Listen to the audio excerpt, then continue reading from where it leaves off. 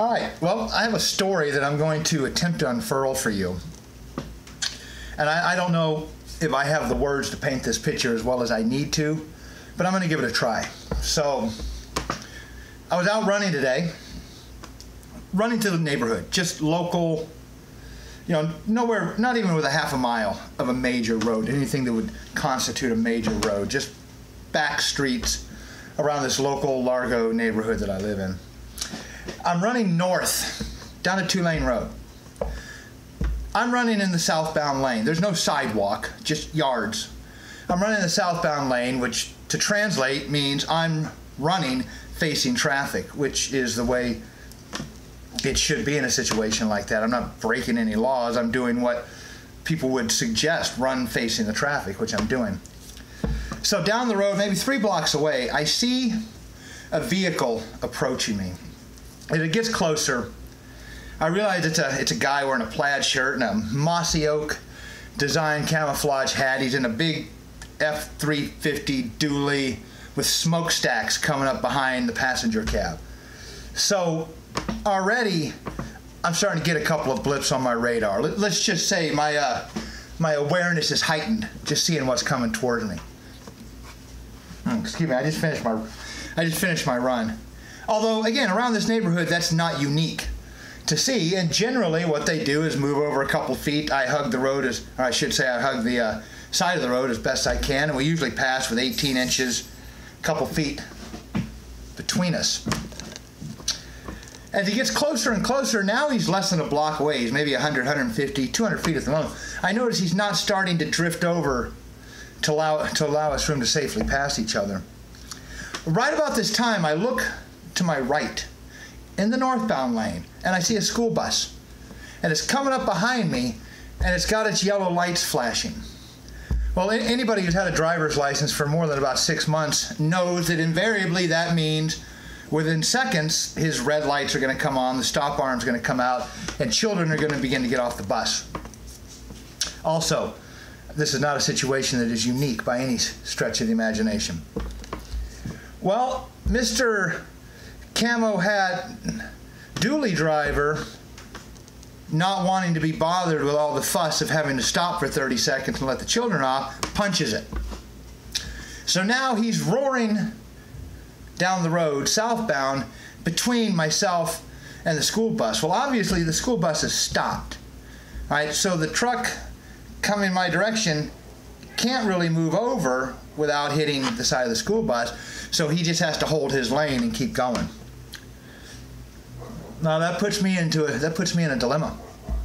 If you're familiar with that type of pickup truck, that type of setup, generally they're configured to haul things. So they have the large mirror arms that stretch about 18 inches so they can push their mirror out farther to the side so they can see the load that's behind them.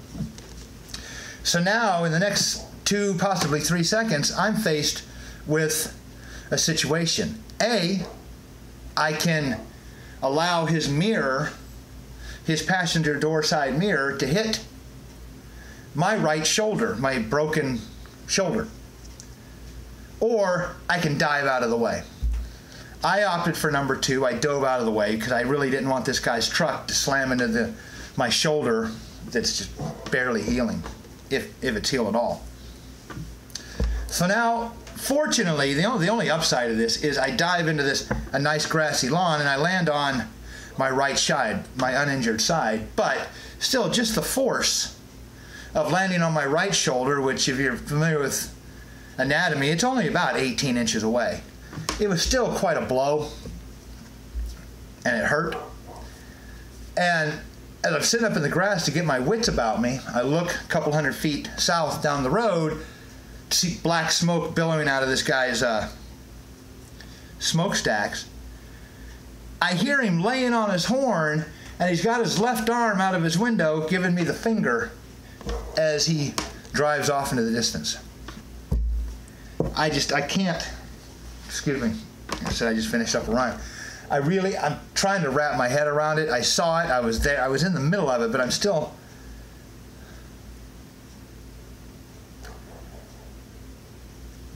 there was a lot of adrenaline in those 3 seconds, although it felt like 3 minutes. It was probably only 3 to 4 seconds. a lot of events collided at the exact same place and time. And I didn't really notice how much it hurt when I landed, because the guy's about to hit me, the school bus is on my right, he's in between us, his mirror's about to hit my shoulder. A lot of things converged at once. And even then, I rolled over, I sat up in the grass, he's honking his horn, smoke billowing from his stack, he's giving me the bird, so that I imagine there's a lot of adrenaline pumping at that point in time, which actually, in retrospect, served me well. I imagine the adrenaline did a couple of things. Number one, it probably picked up the pace of my run, but number two, it kind of masked the pain. But I've been home for 15 minutes now, about 15, 20 minutes, and the adrenaline is beginning to subside. I don't think any more damage was done, but it certainly irritated my shoulder. There's no doubt about that. It certainly irritated it. But people are people. Everybody has a backstory. I don't know what was going on in that guy's life to make him do that. But in any event, it happened. Those were the cards I've dealt. Now I'm going to have to probably get up from this in a minute, take some ibuprofen, put some ice on it, try to relax for a little bit before Trina gets home. I don't think he did any damage. I certainly didn't re-break it. I mean, by the adrenaline or no adrenaline, I would know by now. So that certainly didn't happen. But it's irritated again.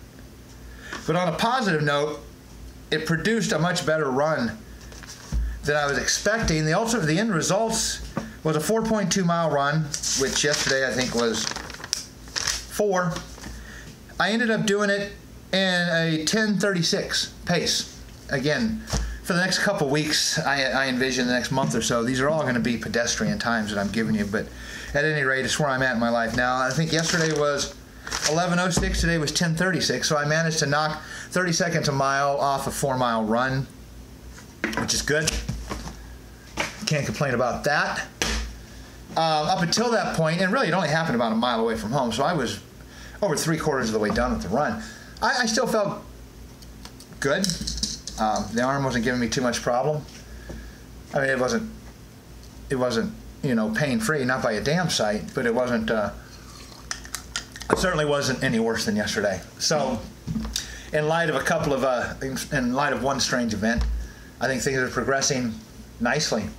So that's really it. It's just kind of a rant. I can't believe I had another incident with a car. 14 days, I believe. 14 days. Yeah, 2 Tuesdays ago. 14 days after having my last incident in a car that resulted in me being on the ground, I had another incident with a car, not on bike this time, on foot, that resulted in me once again finding myself claiming a piece of ground all for my very own. I don't know. Shit happens. Just one of those things. And what do you do? So, anyway, I hope everybody else is having a good day.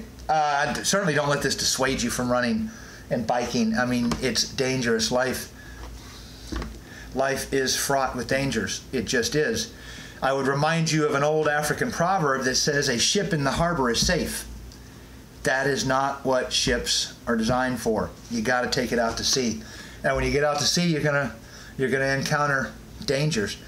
I do what I can to mitigate the risks, but at the same time, I will not hide inside my house so I can save a life that I'm not even living. All right, you got to get out, you got to explore. There's going to be some risk. Mitigate the risk, but you've got to pull the ship away from the dock. It has to go out to sea. That's what they're designed for. That's what you're designed for. That's what I'm designed for.